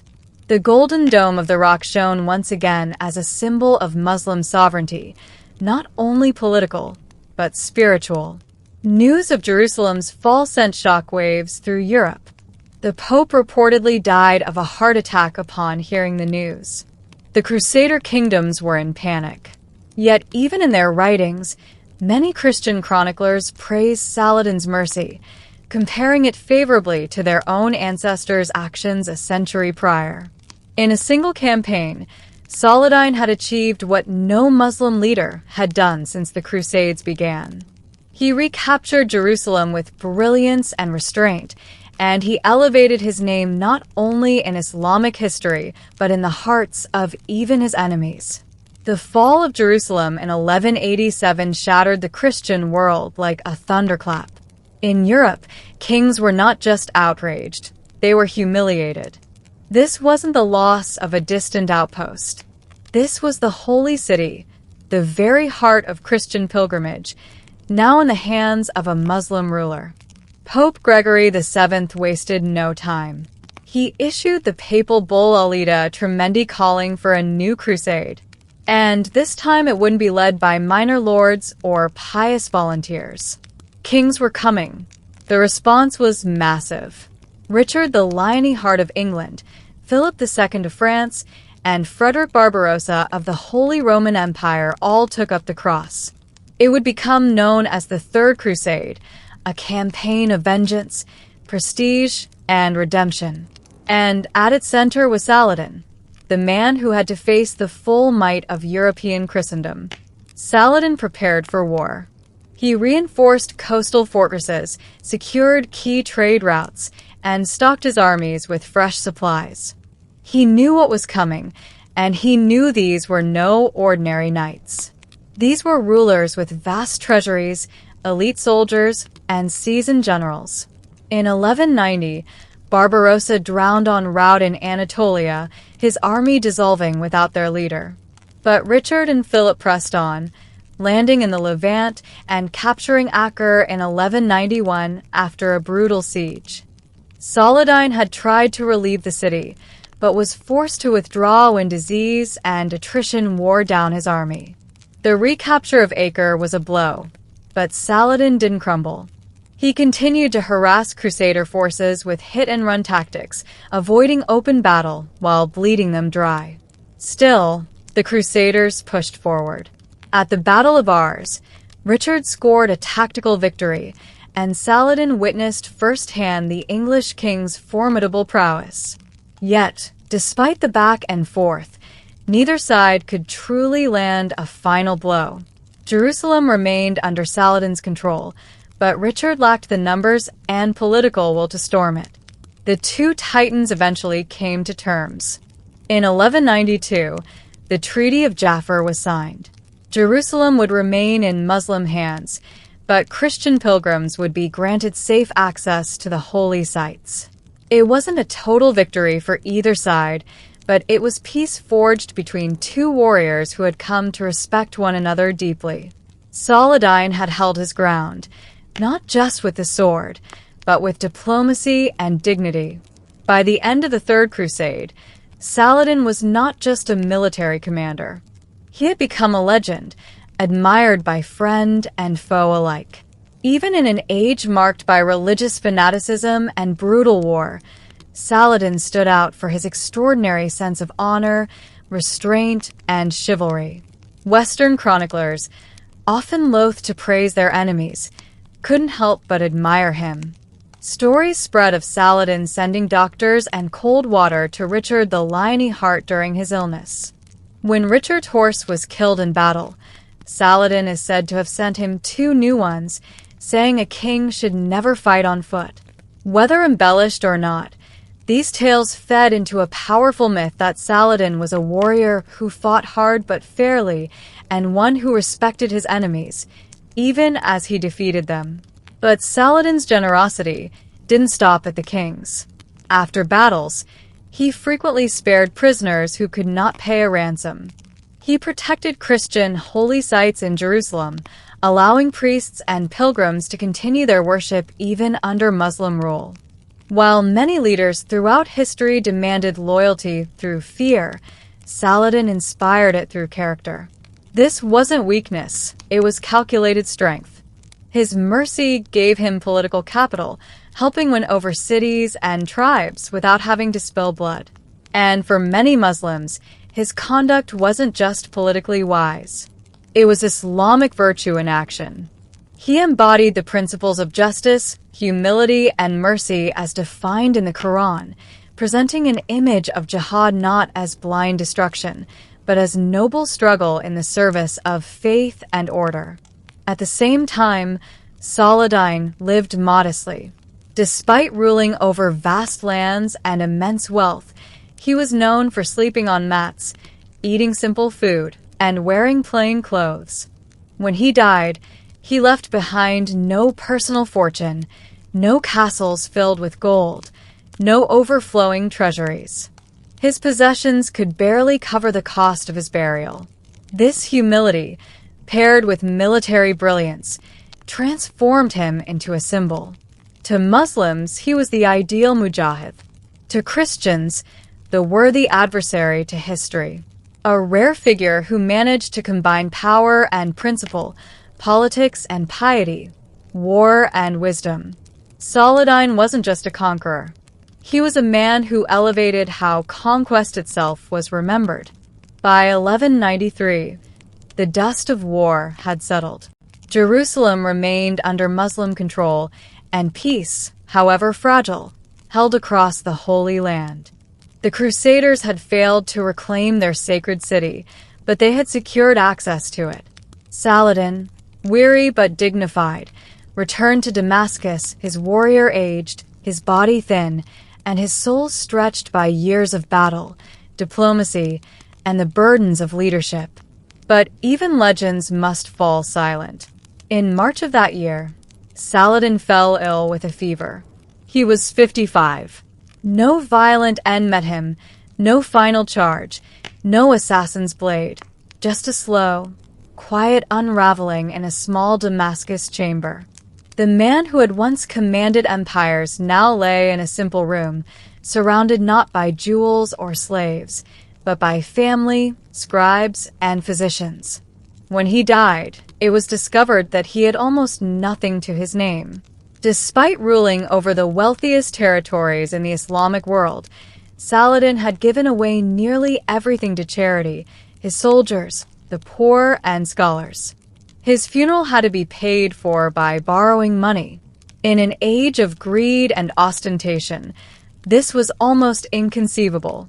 His body was buried near the Umayyad Mosque in Damascus, where his modest tomb still stands today.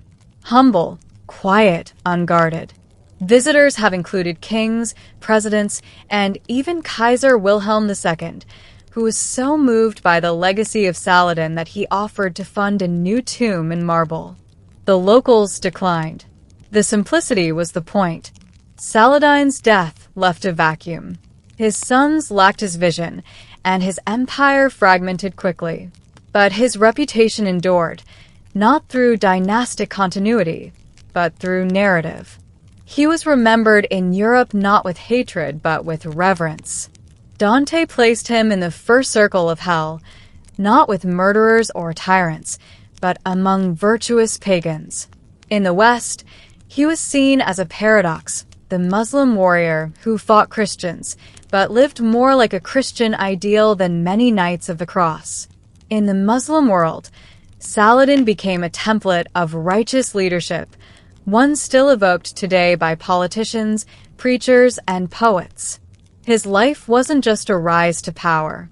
It was a blueprint for how to wield power with purpose. Saladin's sword was sheathed in 1193, but his name never was.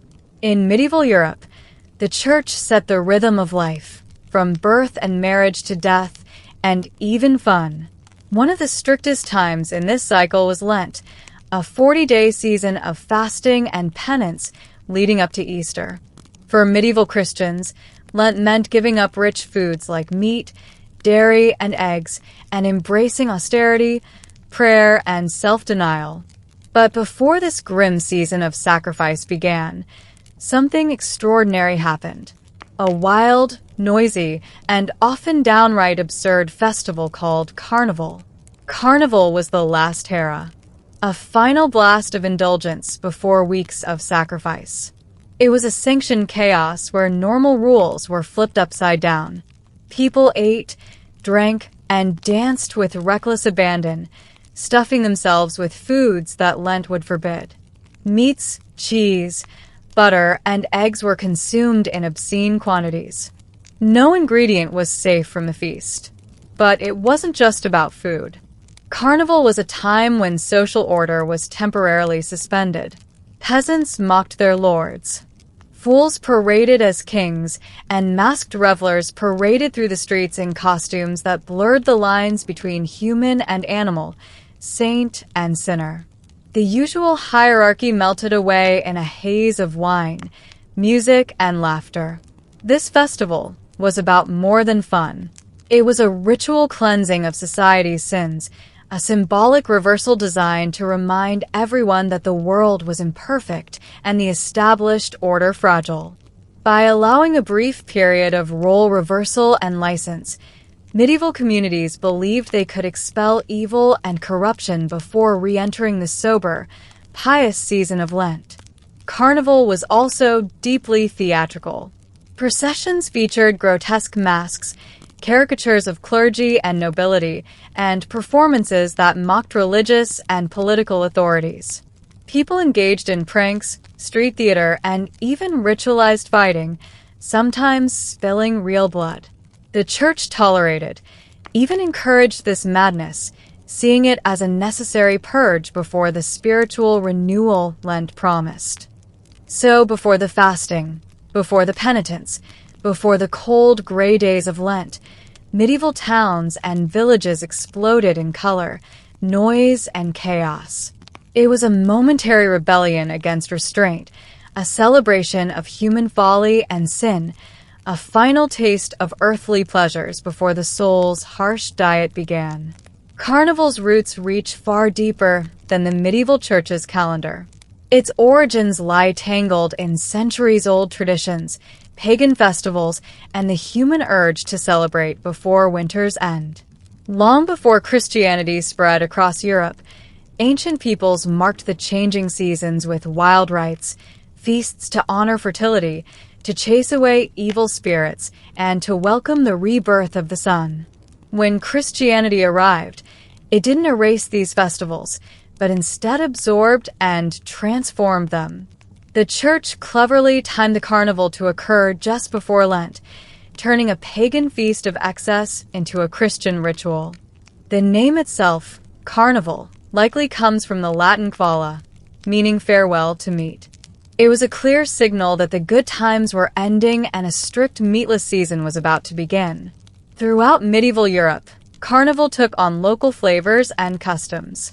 In Italy, Venice's famous masked balls created an atmosphere of mystery and disguise that became legendary. In Germany and Switzerland, elaborate parades and colorful costumes celebrated the departure of winter spirits. In France, masked dances and wild men costumes mocked authority and social norms. Despite regional differences, one theme remained constant: the suspension of social order. The peasant could impersonate a noble. Fools ruled the streets. The poor mocked the rich without fear of punishment. The church's sanction of this role reversal might seem surprising, but it served a social purpose. It acted as a pressure valve for society, releasing tensions that might otherwise explode in rebellion or unrest. Carnival also had a darker side. In many places, the festivities included bodily humor, crude jokes, and even sanctioned violence. Masks hid identities, allowing people to say and do things that would be forbidden the rest of the year. Sexual innuendos, drinking to excess, and public disorder were not only tolerated but expected. By the Middle Ages, Carnival was firmly established as a pre-Lenten ritual with deep popular appeal. It was a time when people from all walks of life came together, rich and poor, noble and peasant, to eat, drink, and act out fantasies before the long penitential season of Lent began. One of the most striking features of medieval carnival was the mystery and madness of masks and costumes. For weeks, people prepared elaborate disguises, transforming themselves into animals, devils, saints, and figures from folk tales. These masks were not mere decorations. They were tools of transformation, allowing wearers to shed their everyday identities and step into a world of chaos and freedom. Masks gave the wearer anonymity, a kind of magical invisibility that broke down social barriers. A peasant could become a lord, a wife could mock her husband, and even the clergy could be parroted without fear of retribution. This reversal of roles was at the heart of Carnival's power. The usual hierarchy, the rigid chain of feudal society, was temporarily broken. Costumes ranged from the grotesque to the whimsical. People donned robes stitched with bells, wore oversized animal heads, or painted their faces with bright, unnatural colors. In some towns, wild men paraded the streets. Men dressed in leaves, animal skins, and feathers, embodying the untamed forces of nature. These figures were a living reminder of the wildness lurking beneath civilization's surface. Carnival was a performance as much as a party. Processions wound through town squares with dancers, musicians, and actors playing out scenes of rehearsal and mockery. Sometimes the festivities included feasts of fools, where minor clerics or peasants were crowned king for a day and given license to ridicule their superiors openly. This theatricality was not just for entertainment. It was deeply symbolic. The masks and role reversals allowed medieval people to confront their fears, frustrations, and desires in a socially acceptable way. By mocking authority and embracing folly, they reminded themselves of the fragile nature of power and order. Yet, the church had a complicated relationship with these celebrations. While it officially endorsed Carnival as a prelude to Lent, it was also wary of excesses. Some clergy condemned the obscenities and chaos, warning that such license might lead souls astray. But the truth was clear. Carnival was a necessary release, a cultural pressure valve that kept society from exploding under its weight. In the wild masks and raucous laughter, medieval Europe found a momentary escape, a space where the world's rules could be bent, if only until Ash Wednesday dawned. Carnival was most famously a time to indulge in food and drink with abandon, a final lavish feast before the austere discipline of Lent. For 40 days, Christians were expected to give up rich foods like meat, dairy, eggs, and butter. But during Carnival, these forbidden delights were piled high on tables, and the people ate until they could eat no more. This wasn't just about gluttony. It was a ritual. Medieval cooks and bakers crafted special dishes to celebrate the occasion. Pies stuffed with meat and eggs, rich cakes, and spiced wines flowed freely. In some regions, communities organized grand banquets in town squares, inviting the poor and rich alike to share in the abundance. One of the most iconic carnival treats was the king cake, a sweet pastry containing a hidden figurine or bean. Whoever found it was crowned the temporary king or queen of the festivities, a playful nod to the role reversals that define the season. This tradition survives in many places today, from New Orleans to parts of Europe. Alcohol played a starring role. Medieval wines, Alesh, and meads were often infused with herbs and spices to disguise rough flavors and add punch. Revelers drank deeply, dancing and singing through the nights. Taverns and alehouses overflowed, and local authorities struggled, sometimes successfully, sometimes not, to contain the resulting disorder. The food and drink weren't just for pleasure. They were a way of preparing the body and spirit for Lent. By indulging in the forbidden before fasting, medieval Christians believed they could cleanse themselves of sin and weakness. The over-the-top eating and drinking symbolized casting off earthly cares to focus on spiritual renewal. However, the excesses often spiraled out of control. Chroniclers of the time wrote with a mix of amusement and horror about drunken brawls, public indecency, and outright riots. Nobles sometimes joined the chaos, disguising themselves to mingle with commoners, blurring social lines even further. Despite the wildness, Carnival's feasting was a communal act, a shared experience that bonded communities together.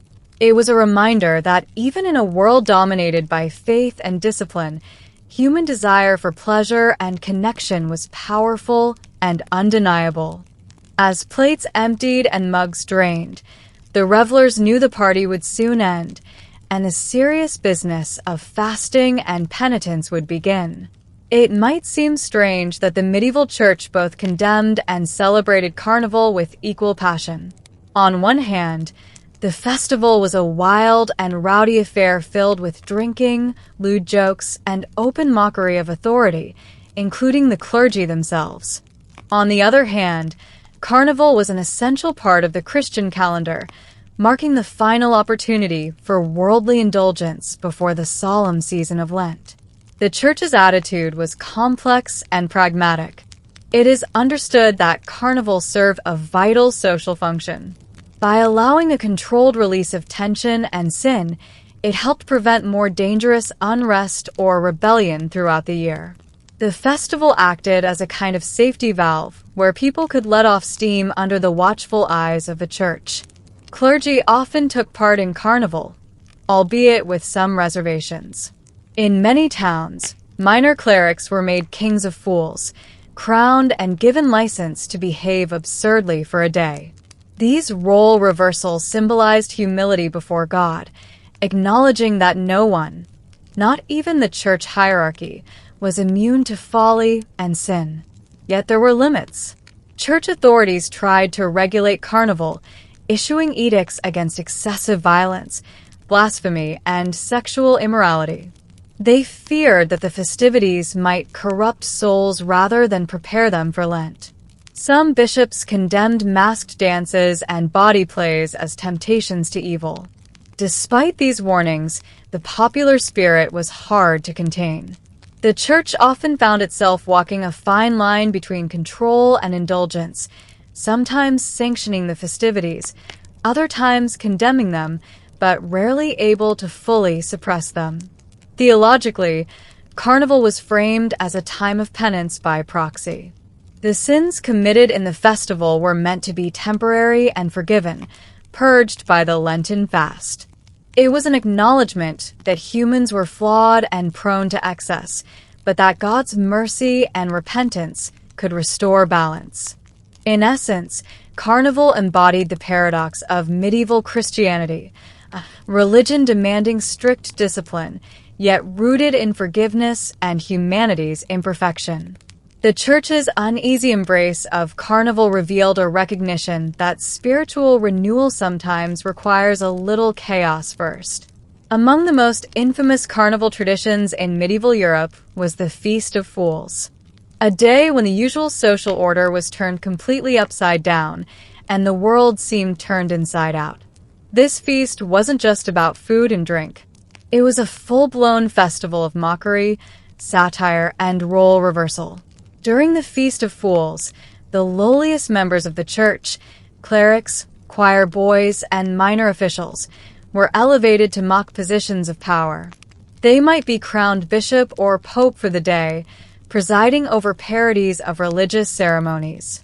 These fools would deliver ridiculous sermons, sing broad songs, and act out absurd plays that poked fun at the very institutions they served. The message was clear. No one was beyond satire, and humility was a virtue, even for the powerful. But this wasn't just clerical mischief. The Feast of Fools was a way for the entire community to engage in social satire. Peasants dressed as nobles, townsfolk mocked their rulers, and elaborate costumes lampooned everything from the clergy to the monarchy. In a time when speaking truth to power could be deadly, Carnival offered a brief window when criticism was not only tolerated but encouraged. This celebration of inversion had deep psychological and social functions. It allowed people to express frustration with their daily hardships and rigid social hierarchies. For a day, the disenfranchised could laugh at the powerful, and the powerful could see themselves reflected in humorous exaggeration.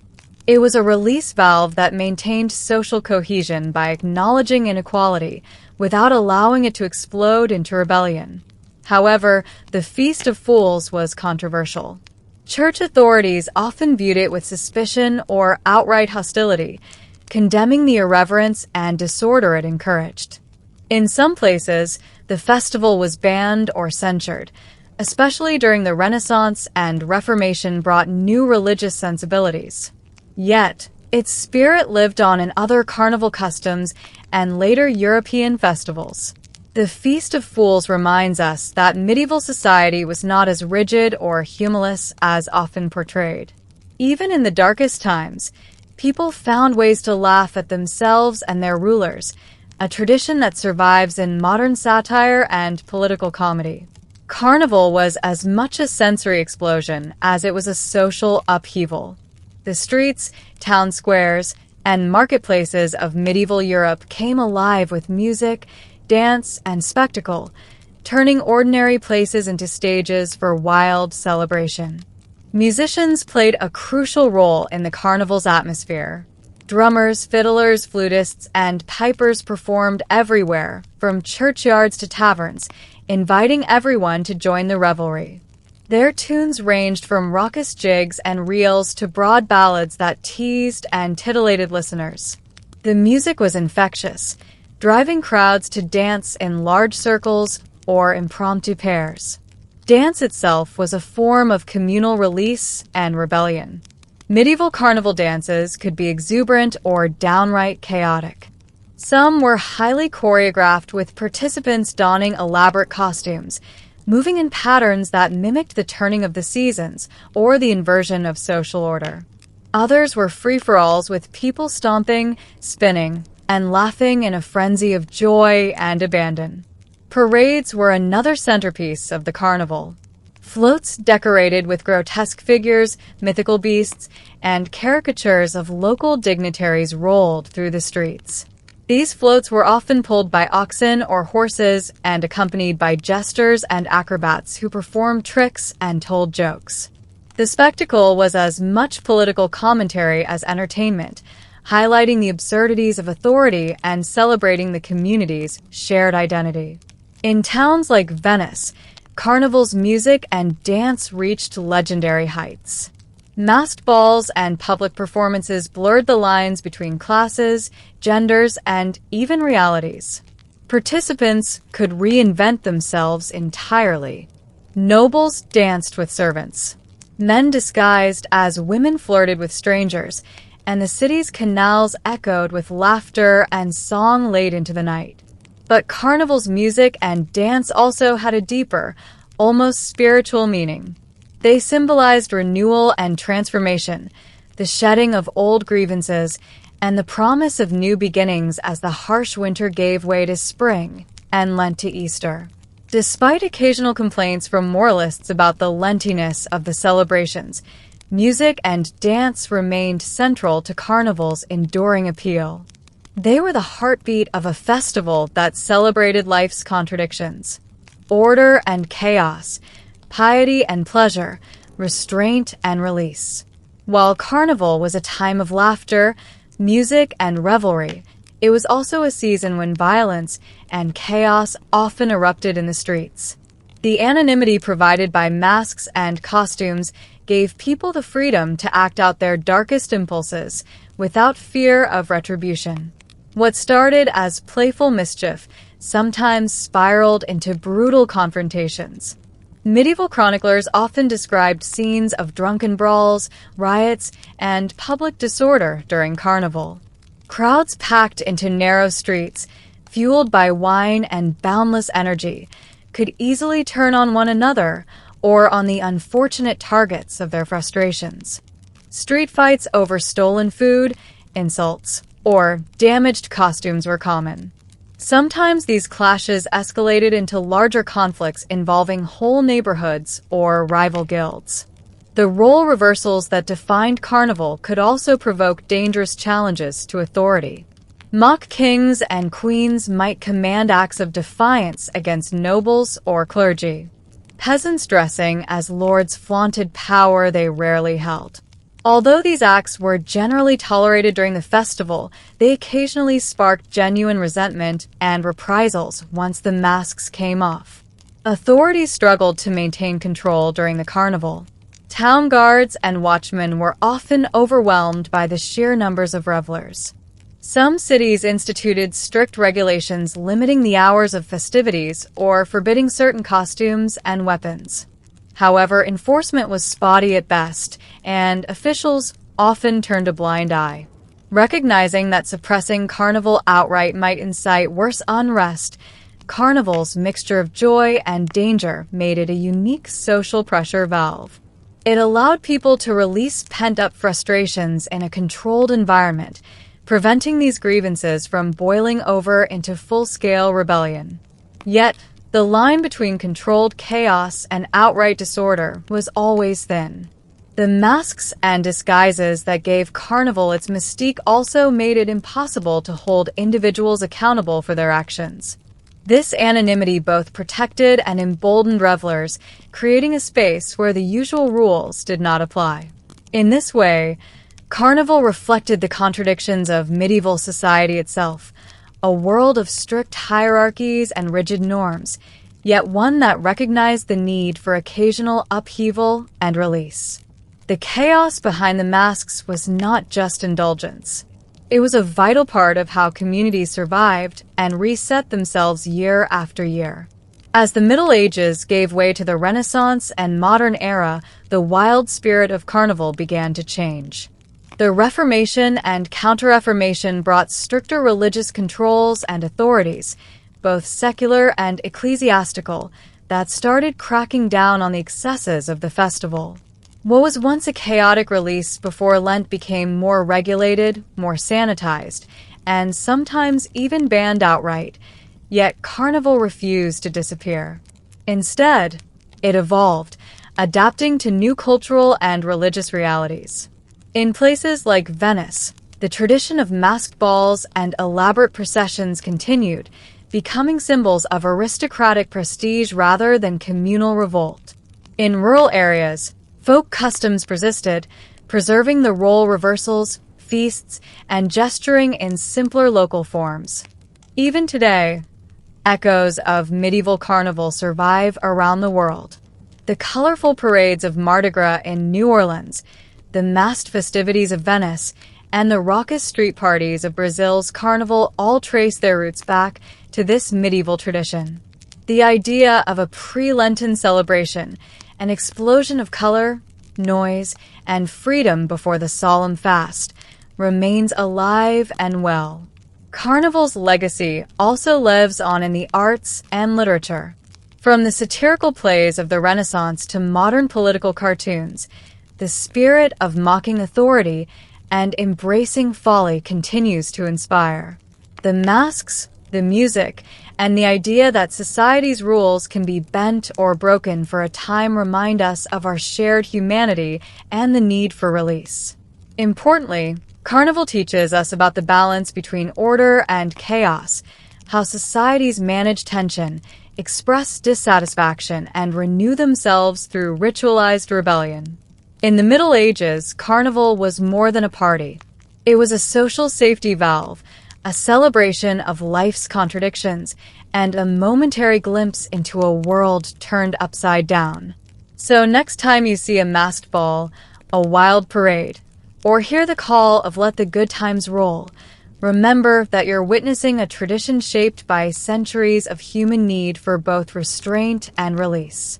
A legacy born from the masked revelers who dared to mock kings, dance with fools, and drink themselves senseless before the fasting began.